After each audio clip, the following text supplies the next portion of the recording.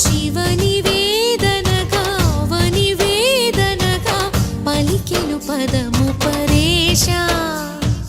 నీలకంఠరా చాలి పొందరా కరుణతో ననుగనరా నీలకందరా శైల మందిరా మొరవిని బదులిడరా నగజా మనోజ జగదీశ్వర బాలేందు శేఖరా శంకరా భరత వేదముగ నిరత నాట్యముగా కదిలిన పదమిది ఈశా